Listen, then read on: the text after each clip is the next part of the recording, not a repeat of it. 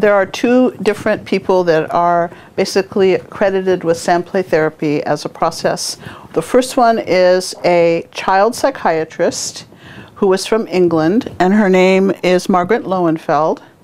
And she got very active in the 1930s developing play therapy for children. And her approach came about after reading a book by Jules Verne called Floor Games. And this book was kind of a science fiction book about how kids would play with their soldiers and toys on the floor, and then they would move into the worlds and become part of the worlds as a fantasy type of play. Only in the science fiction book they were actually there. So she used the idea of that book for working with kids on the floor originally with miniatures to create worlds that they could identify with, kind of like what we did last week with metaphors and stories, as a way to heal themselves. And eventually she started working in sandboxes with these kids. Now, how many of you have played in the sand as kids in sandboxes with your toys? So it's nothing new. It's a universal thing that a child wants to do.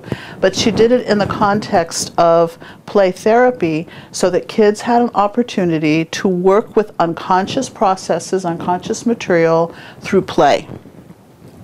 And then in the 1950s and 60s, the person who's most famous for Sandplay therapy came along, a woman named Dora Kolff. And Dora Kolff was a student of Jung in Zurich, Switzerland, and she was not trained as a therapist. She was being trained as an analyst to do Jungian analytical work. And she developed Sandplay therapy. The size of your sand trays that you're working with are a very specific size that she came up with, because she wanted the child to be able to take the whole world in one glance, to have an experience of being the creator or the god or goddess of the worlds that they would create, and to have a sense of mastery and control over the worlds that they were creating as a way to create corrective emotional experiences in their lives, as a way to give them a safe and protected space, which are the terms that she used over and over again, to help a child feel safe enough so that they could regress back to the developmental phases of their life where they needed to heal certain experiences that they had or didn't have. And the idea with Jungian work was much more analytical and interpretive, where the therapist would sit with the child in a very non-communicative way, basically, and observe and record by writing down the sequencing and the items and then photographing afterwards, and just let the child engage in whatever he or she wanted to do. If the therapist was invited to play, she would play, but most of the time she just felt like she was holding a container, like a womb, for the child to do the work. That's in contrast with Lowenfeld's approach, which was much more interactive and phenomenological. She wasn't trying to analyze or interpret the child's play. She thought the healing was in doing the play and interacting with the characters and becoming the characters and engaging in partner play with the therapist if the therapist was inviting in. And sometimes the therapist would actually be a little more directive in the play. For instance, the therapist might say, "Show me what happened at school the other day when you had a problem with Johnny." And the kid would enact it, kind of like a Gestalt approach, in the sand, taking all the parts, verbalizing each character as a way to act it through. And then the therapist might say, well, let's look at a different way you could have responded. What are some other things you could do? So the child could get speculative, and maybe there could be some teaching and learning going on with the therapist's input about correcting certain dysfunctional patterns in the kid's life. So it was more interactive, more directive, and actually more like what you all experience when you do hypnotherapy and you have the tray in your head or in your heart, and all the characters show up in an inner way, and you work with them spontaneously, interactively in yourself. So the Lowenfeld technique is really more akin to what we've been learning in hypnotherapy, and the Dora Kolff technique is more like dream analysis, if you want to kind of parallel it to certain ways that you might be approaching your dreams. So today, in Sandplay, you'll have an opportunity to work with the dream. And as I said yesterday, if you don't have a dream, you can make up a dream. When you go in the Sandplay room and look at all the toys, your psyche will be activated. You'll be attracted to things, you'll be repelled by things. Sometimes we have experiences that are psychokinetic, that things will fall off the shelf right in front of us. Those are kind of signs to watch for. You can do whatever you want with your dream, but I'll give you a lot of ideas of how you can approach your dream. You could do the dream as a whole, the story of the dream, which will probably be sequences of the dream that you'll depict. That would probably be the longest and most evolved approach. You could do a segment of your dream that seems to be most interesting or most enigmatic for you. Part of it you'd want to explore more fully. You could take one character in the dream and amplify that character, or a symbol in the dream and do a tray just on that symbol and see what comes up. If your dream stopped before it felt that you finished it, you can continue your dream in the sand.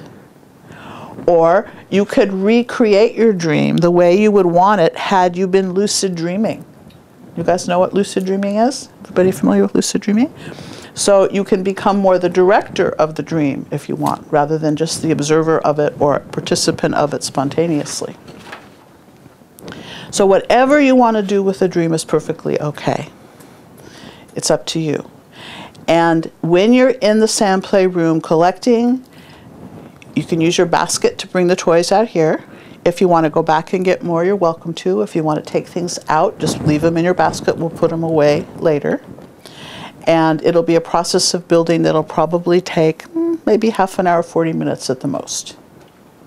We're going to do this in a solitary way. Normally what would happen in a therapy session is the therapist would be sitting opposite the client in the room, just sitting while the client builds the world and recording it. But because we're doing this in a group format, and I don't want you all to be putting away your partner's toys, which is probably total chaos in there because you wouldn't know where all the toys go. You're going to put your own toys away together rather than having your therapist put the toys together. And to save time, we're all going to build at the same time. We're not all going to fit in the room at the same time, though. So we're going to have to kind of pace ourselves in and out of the room. How many people can get in your phone booth? I don't know. Probably not 10. The phases of the session are a very specific sequence. There's a very brief education phase for the client, just to introduce the client to the Sandplay materials and the idea of Sandplay. For children, there's very little needed for that. They go in the room and they're engaged. They're sometimes overwhelmed, but they're engaged. For an adult client, it's a little different. You know, I've had people look at my Sandplay room when I introduce Sandplay and they say, I'm going to pay you for an hour to play in the sand? I don't think so. It's not something that they can leap into very easily or understand the effectiveness of until they actually experience it. So you can talk about Sandplay as kind of a trance process with their eyes open. It's really great for people who are resistant to hypnosis but are curious about it, or people who say they can't be hypnotized or don't go into trance easily, because people will go into a non-ordinary state.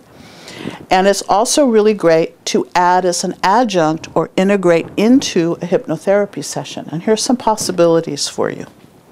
Yesterday, when Carolyn was teaching, you had a client come in to do stop smoking. Did she work with the reframing technique where she had the part that wanted to smoke and the part that didn't want to smoke? What would happen if you had the client go into the Sandplay room and choose a figure that represents the smoking part, and then choose a figure that represents the part that wants to be smoke-free, and then choose a part that represents the higher self? And the dialoguing started in the interview process as a representation of these parts right in front of the client, so the client can reflect back on itself or herself the different aspects of their psyche. Or what would happen if after a session of doing a skill rehearsal for improving your public speaking skills, you had an anchor that you created for yourself, and the anchor was a certain feeling and maybe a certain body movement and a certain image, and you had the client go in the Sandplay room to pick a figure that represents the anchor and to put the anchor in the sand tray as a way to kind of finalize the session. And just leave it in the sand tray. As the client leaves the room, they take that experience with them as another layer of an anchor. And for kids who cannot sit and do hypnotherapy the way adults do, because they're, first of all, they're too kinesthetic, they're too squirmy a lot of the time, and their focus isn't as long as adults, you can work on therapeutic hypnotherapy processes in the sand. And the reason that we use this is from the Dora Kolff perspective. I would be supporting the client do some analysis work down the road with the sand tray, and I want to know what the sequencing is, because what goes in first is very, very significant. What goes in last is very, very significant. It's kind of a way to see how the psyche is collaborating with the process. Also, it's really important to notice which are the bigger figures from others, because that's an emphasis. Or if you have 3 dinosaurs, that's 3 times the importance of dinosaurs, whatever dinosaurs are for the person. So you keep track of it that way. And then the most practical reason for using this is that when you photograph, sometimes it's hard to see what's in the tray if they're little small figures. It'll help you remind you what's in the tray. So after the sharing, the client feels complete, the session's coming to closure, then there's a photographing stage, which can happen with the client present or not.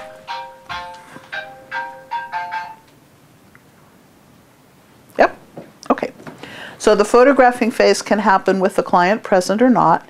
And in the old days, Sandplay work was cumbersome and expensive because the Sandplay therapist either had to buy that Instamatic camera film that was like, $15 a packet, or you had to photograph with slides, develop the slides, and then keep track of the slides for the client. Now, with instant photographs with digital cameras, you take a picture and you send it on an email to your client. And you can keep it on your computer in a file for your client. So technology has made Sandplay therapy a lot easier for the therapist. You still have to vacuum the sand, however. Don't get out of that. The sand tray is kept intact at the end of a session. You do not take it apart in front of the client, and you do not allow the client to take her tray apart either, because the psyche will stay with the experience and the image that they've left, and that will be mirrored in the photograph that you send the client. Now today, because we've got 10 people doing a sand tray at one time, I'm going to ask you to put your own toys away, because you wouldn't know where to put the toys, and that would make more trouble for me later, because I have to keep my room neat and orderly. So remember, if you can, where you get your figures, and if you don't remember, I will be in there at the end of the session helping you put things away. Over there, over there, over there, over there, so we can get it organized again. Okay? So just 2 rules.